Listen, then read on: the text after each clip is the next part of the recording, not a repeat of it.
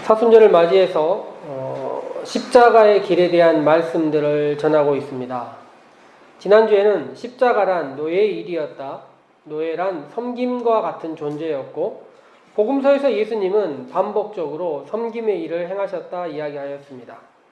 그리하여 예수님께서 십자가에 대한 예고를 제자들에게 3번 하셨을지라도 예수님께서 사람들과 함께 하셨을 때 처음부터 보이신 행동들은 섬김의 반복이었고 그 섬김을 제자들과 많은 사람들에게 보이셨던 것을 보았으니 사실 그 마지막은 어찌 보면 제자들에게 예고하기 전부터 주어진 것이었다 이렇게 이야기 드렸습니다.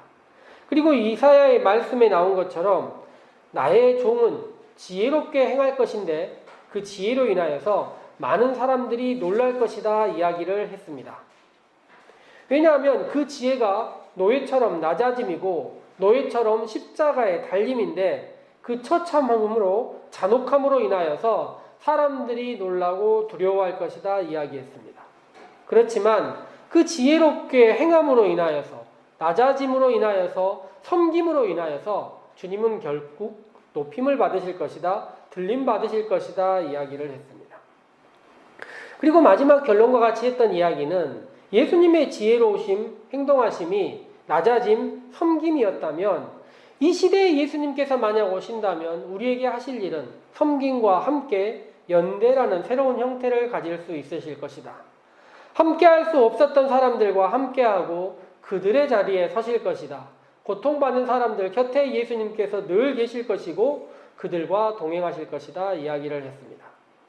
그리하여 우리들에게 이 시간 십자가의 길로서 필요한 것은 누군가를 섬기는 일과 함께 오히려 낯선 이들, 고통받는 이들, 소외당하는 사람들, 고통이 예정된 사람들 곁에 서는 일이 필요하다 이야기했던 것입니다. 몇 년 전 작고하신 신영복 선생이 연대에 대해서 이야기를 할 때 머리 좋은 것보다 마음 좋은 것이 좋고 마음 좋은 것보다 손 좋은 것이 좋고 손 좋은 것보다 발 좋은 것이 좋다 이런 이야기를 했습니다. 생각보다는 마음씀이 중요하고 그것보다 더 필요한 것은 손으로 돕는 일 그리고 마지막으로는 발로 그들 자리에 함께 서는 것이라 이야기를 했습니다. 오늘 우리가 읽은 성경에서는 손으로 시작하는 이야기가 있고 오늘 주보 앞면에 있는 그림과 함께 마지막에 그 사람의 자리에 발로 서는 이야기까지 함께 해보려고 생각하고 있습니다. 예수님과 함께 같은 자리에 서보려 했던 사람들의 이야기 말입니다. 성경은 창세기부터 사람에 대해서 인간에 대해서 이야기를 할 때 보통은 남성 위주의 글쓰기로 진행되는 것처럼 보입니다. 남자에게서 여자가 나왔다고 이야기하기도 하고 남성의 소유물로서 여성이 지칭되는 수없이 많은 이야기들이 나오며 여자를 물질과 소유물처럼 생각하는 많은 사람들의 이야기가 구약 성경 앞쪽에 반복되고 있습니다. 포로기 이후의 여성들에 대한 여러 가지 이야기들을 읽어보면 여전히 시대가 변했어도 이스라엘 사람들이 큰 어려움과 고통을 겪었어도 크게 바뀌지 않습니다. 우리가 얼마 전에 읽어냈던 룻기나 또한 에스더와 같은 성경을 읽어보고 여성 사사들에 대한 이야기를 읽어보면 그들 스스로는 하나님께서 만드신 동등한 피조물로서의 역할을 잘 감당하고 있지만 모든 사람의 이야기는 아닌 것 같고 오히려 그것들을 기록에 남긴 사람들은 보통은 더 남성 위주의 글들을 쓰지 않나 생각을 해봅니다. 시간이 지나고 나서 지금으로부터 물론 고대 한참 전이라고 하는 신약 성경의 이야기를 읽어봐도 예수님의 제자들은 분명히 여성과 남성들이 있었음에도 불구하고 어찌 보면 여자들이 더 많았을 수 있음에도 불구하고 제자들 12명은 모두 이름을 기록하고 있는 것에 반해서 많은 여성들은 이름을 남기지 못하고 겨우 남아있는 이름이 마리아 정도인데요. 마리아라는 이름, 흔히 말하는 미리암이라는 이름, 이렇게 익숙한 이름 한두 개 정도만 남아있고 대부분의 이름들은 여성 혹은 익명성으로 처리되고 있는 슬픔의 모습들을 보게 됩니다. 그렇지만 복음서를 읽다 보면 저자들이 의도하지 않더라도 행간에 나타나 있는 여성들의 모습들은 선명하게 빛나고 있고 그 모습들은 우리들에게 당시에 이들이 얼마나 큰 존재감으로 얼마나 큰 능력으로 예수님과 함께 있는지를 우리에게 보여주고 있습니다. 오늘 우리가 읽은 성경은 예수님 순환 이야기의 이제 본격적인 시작이라 말할 수 있는 부분입니다. 그리고 그 시작 이야기에 수없이 많은 남자들의 이야기가 있습니다. 우리는 오늘 3절부터 말씀을 읽었지만 1절, 2절 말씀을 읽어보면 유대인의 대표적인 명절 유월절을 앞두고 유대인의 대표적인 지도자라고 생각할 사람들이 모여서 예수님을 처치할 방법을 모의하고 있습니다. 그리고 명절이라는 기간을 보내고 있는데 우리 사회의 명절을 보아도 많은 여성들은 희생하고 남성들은 허세와 유세만을 누리는 대표적인 기간들, 명예, 전통을 살린다는 명분 하에 여성들의 희생을 강요하는 기간들인 것 같습니다. 그 시간을 보내고 있어요. 그리고 예수님은 섬기고 연대하고 많은 사람들과 함께하는 모습들, 낮은 자리로 가는 모습을 보였지만 예수님의 생각과 다른 생각을 가지고 있었던 사람들은 예수님을 어떻게든 자신들의 방식으로 처치할 생각들을 하고 있습니다.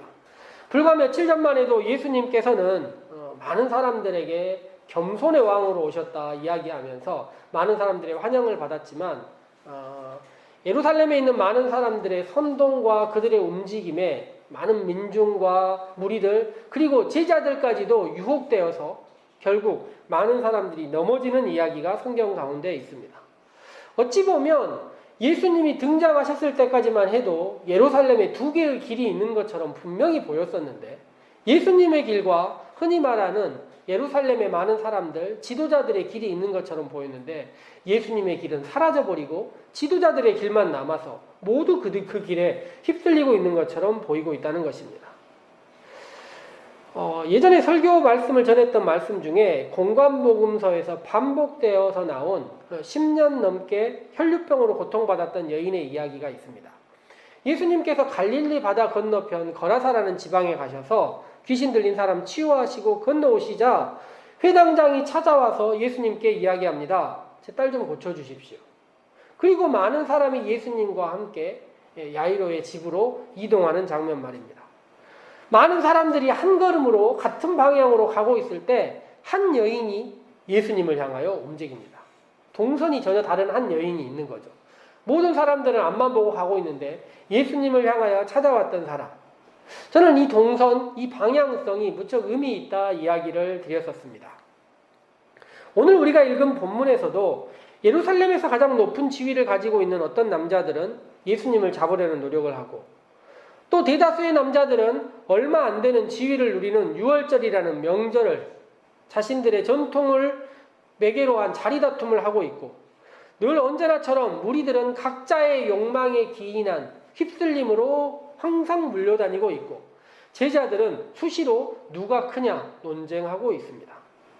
모두 같은 방향으로 움직이고 있는 이 시절에 한 여인이 예수님을 향하여 또 움직이고 있습니다.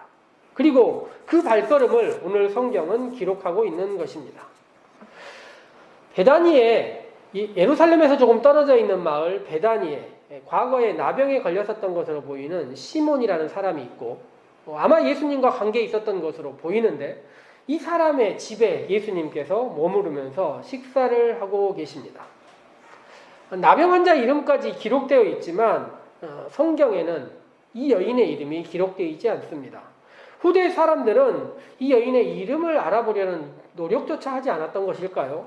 어쨌든 식사하고 있는 남자들의 모임에 한 여자가 찾아옵니다. 이 여인이 찾아와서 여러 가지 우리가 볼 수 있는 오늘의 말씀에 많은 요소들을 만들어내는 것입니다.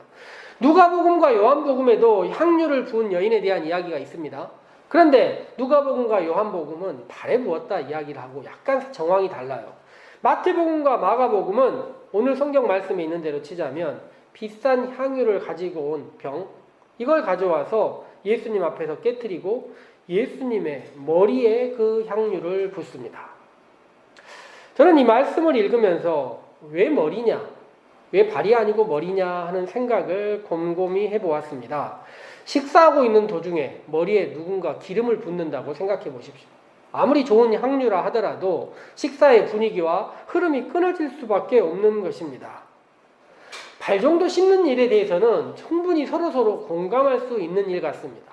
그것은 누구나 식사하러 들어오는 자리에서 마땅히 이런 일을 했어야 하고 발이 가장 냄새나는 곳이었기 때문에 향유를 붓는 일로서 무엇인가 바꿀 수 있었기 때문입니다. 그렇지만 머리는 무슨 일일까요? 주 성경을 읽어보니 이 여인이 부은 향유가 300데나리온, 우리 돈으로 치자면 몇 천만 원 정도의 아주 고가의 향유를 부었다고 나와 있습니다. 모두 알다시피 이미 부어버린 향유는 다시 담을 수조차 없습니다. 일회성에 지나지 않게 이 비싼 향유를 부어버린 이유가 무엇일까요? 이 이야기를 본 다음에 우리는 어떤 생각이 드십니까? 우리 마음 가운데도 왜 이런 일을 했을까 고민이 드는데 몇몇 사람들, 오늘 우리가 읽은 성경 말고 다른 복음서에 따르면 제자들이 이야기를 합니다.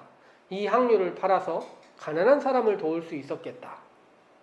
아픈 사람을 치유할 수 있고, 집이 무너진 사람들의 주거를 도울 수 있고, 부모를 잃은 아이들을 돌볼 수도 있고, 정의로운 일, 옳은 일을 할 수 있겠다 이야기를 하고 있는 것입니다. 그런데 예수님은 뭐라고 이야기를 하십니까? 이 여인이 선한 일을 하였다 이야기를 하는 것입니다. 여기서 정의라는 문제와 선하다는 문제에 큰 충격, 어찌 보면 갈등, 대립, 그리고 우리 마음 가운데 옳은 일과 선한 일은 무엇인가에 대한 생각이 맴돌게 됩니다. 그리고 나서 예수님께서 이야기를 하세요. 가난한 사람은 너희와 함께 있지만 나는 늘 너희와 함께 있는 것이 아니다. 사람들은 무엇을 착각하고 있는 것일까요? 정의라는 것을 위하여는 무엇이든지 해도 된다고 생각하고 있는 것일까요? 오늘 성경 말씀에 있는 정의, 옳은 일, 더 나은 일이라고 생각하는 일들을 보면 참으로 놀랍게도 많은 사람들이 누군가의 가난과 누군가의 어려움과 누군가의 삶의 질곡들을 자신들의 목적을 위하여 사용하는 것을 볼 수 있습니다. 우리 또한 연대에 대해서, 옳은 일에 대해서, 정의에 대해서 이야기할 때 이 문제를 고민을 해야 되는 것입니다. 우리는 남의 것으로, 다른 사람의 힘으로, 다른 사람이 가지고 있는 어떤 능력을 가지고 옳음을 실천하려는 이런 마음가짐을 가지고 있는 것입니다. 그런데 한 여인이 했던 일은 무엇입니까? 자신의 것을 가지고 자신의 것으로 최선의 선택을 하기 위한 노력을 했다는 것입니다. 아깝지 않은 것이 아니고 어떤 노력과 수고를 통해서 그것을 얻었는지 우리들은 알 수 없습니다. 단지 예수님을 생각하는 그 마음 하나 가지고 찾아간 것입니다. 그러니 타인들은 이래라 저래라 얘기할 수 있지만 예수님만은 그녀의 마음을 온전히 알아보는 것입니다. 이미 이야기 드렸지만 많은 사람들이 이 6월절에 모함을 하고 자신의 욕망을 위하여 움직이고 오늘 성경 바로 다음에 유다의 배신의 이야기가 있습니다. 기도하자는 예수님의 말씀 가운데 제자들은 졸고 있고 추후에 보면 제자들은 모두 배신하고 도망가고 예수님은 조롱당하는 장면들이 있습니다. 14장부터 나오는 그 수많은 순환의 이야기, 예수님이 낮아질 대로 낮아지고 배신당할 대로 배신당하는 이야기 가운데 유일하게 빛나는 이야기는 이 이름 없는 여인의 향유 이야기뿐입니다. 이 말씀을 들은 다음에 예수님께서 이 말씀 다음에 무슨 이야기를 하십니까? 우리들에게, 제자들에게, 그 누구에게도 어길 수 없는 명령 하나를 내립니다. 무엇입니까? 예수님에 대한 이야기가 퍼지는 모든 곳에서는 이 여인의 이야기를 꼭 해야 된다는 것입니다. 저는 생각해 보건대 아마도 이 여인의 이야기에 대한 예수님의 이야기를 하지 않았더라면 통상 복음서에서 여인들이 대우받는 많은 처지를 생각해 보건대 성경에 기록되지 않았을 것이라 생각합니다. 제자들이 여인의 이야기를 기록하고 후대 사람들이 기록했지만 그 이름을 남기지 않는 것만 봐도 알 수 있습니다. 순환은 이렇게 시작됩니다. 지난주 이야기 드린 것처럼 십자가형의 잔혹함과 그 냄새들은 도시에서의 처형을 막았습니다. 어찌나 잔혹한 냄새가 나는지 모두 함께할 수 없다 생각했었습니다. 그렇지만 예수님은 순환의 이야기부터 그 다음에 많은 과정들까지 다른 향기를 가지고 그 과정들을 겪었습니다. 몸이 찢기고 옷이 벗겨져도 사라지지 않는 향기를 가지고 그 처형을 함께 했던 것입니다. 우리가 매일 보고 있는, 제가 매일 전해드리는 매일의 십자가의 그림들을 봐도 남겨있지는 않지만 그 향기만큼은 예수님과 함께 하였던 것입니다. 그리고 오늘 우리 주보에 나와 있는 제임스 티소의 그림을 봅시다. 우리 주님이 십자가에서 바라본 것이라는 전혀 다른 시각의 그림 하나를 보시면 누가 함께하고 있습니까? 그 담대하던 제자들도, 예수님을 따르던 사람들도, 많은 이야기, 가난한 자들을 위하여 재물을 사용하자는 사람들도, 옥에도 죽는데도 가겠다고 했던 사람들도 없고 누구만이 남아 있습니까? 여인들만이 그들의 발로 그 자리를 지키고 있는 것입니다. 담대하게 얘기했던 사람들도 모두 사라져버린 그때 여인들만은 예수님을 향한 발걸음을 늦추지 않고 있었던 것입니다. 추후에도 보면 복음에 대해서 많은 이야기를 했던 사람들은 대부분 다 남자들입니다. 사도행전 이후로도 교회의 시대도 남자들의 시대입니다. 그런데 그들 모두 예수님의 어려웠던 시절에 예수님의 몸을 기름으로 씻겨드리지도 못했고 고난의 순간을 함께하지도 못했던 것을 우리 모두 볼 수 있습니다. 이름도 없고 추후에 어떤 영향력도 보이지 못했던 사람들은 예수님의 고난의 순간에 향기로 함께했고 그들의 발로 예수님의 순환의 자리에 함께했던 것입니다. 기독교의 역사도 유사합니다. 수없이 많은 교황들과 목사들과 영광의 자리에서 가르치고 지도하고 설교했던 수없이 많은 남자들의 역사가 있지만 오히려 기독교의 역사는 다른 손과 자신들의 손으로 정성껏 헌신하고 발로 그 자리에 함께했던 여인들의 이야기가 현재까지 우리의 신앙을 만들어 온 이야기가 아닌가 생각해 봅니다. 여인들의 이야기를 읽어보면서 무슨 생각이 드십니까? 많은 사람들은 자신들의 목적한 방향으로 예수님이 오기를 바랬습니다. 자신들의 뜻에 따라서 예수님이 움직이기를 원한 것입니다. 나는 이렇게 예수님이 하기를 원한다. 정치적인 목적과 종교적인 목적과 자신의 물질적인 목적에 따라서 예수님이 이렇게 가기를 원하시는 것입니다.